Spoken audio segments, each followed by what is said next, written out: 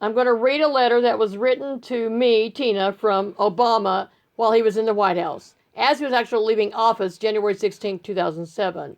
It says, from the White House, Washington, January 16th, 2017. It says, Dear Tina, one of the most important things I've done as president is read messages from Americans like you. And whether you sat down to write me a letter in 2009 or just last week, I wanted to say thank you for writing.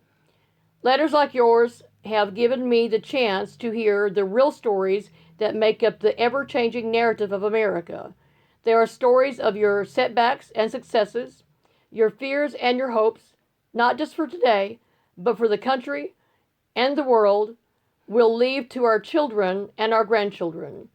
I want you to know I was listening. I heard your stories. And you made me a better president. See, he said I made him a better president. And said that he heard me, that he was listening to my stories. It salutated to Dear Tina.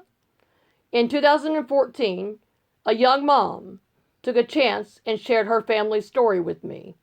See, a young mom. I am a young mom, and that was in 2014, he says. She said she knew that staying silent about what you see and what needs changing never makes any difference. She was right.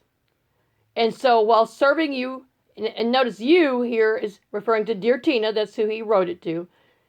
So it says, also, while serving you has been the greatest privilege of my life, I want you to know that when I leave the White House, I still hold the most important title of all, that of a citizen. As a proud American citizen, I believe that we are a constant work in progress. Our success has never been certain. None of our journey has been preordained.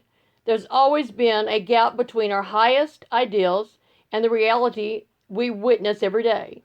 See, he says, there's always been a gap between the highest ideals and the reality of what we actually witness. You know, what we actually see, he's saying, is the reality.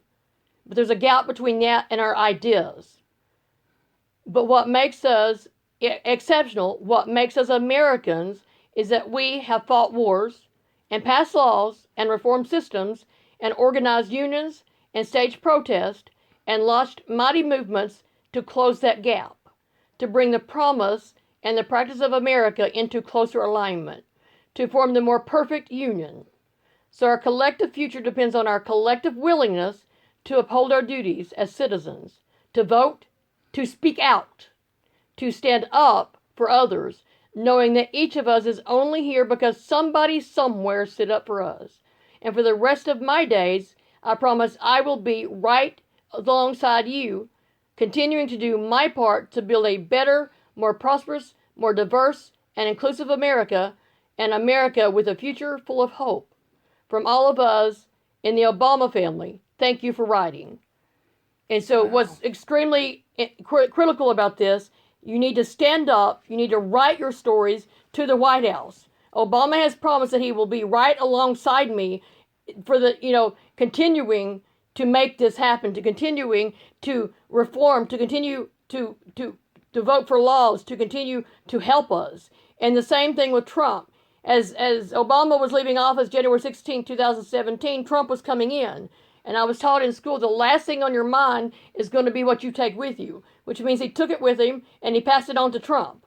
In order for us to actually get things done, you're going to have to speak up and stand out. Even though you might not can vote because they took your voting rights away, you can actually vote by speaking out.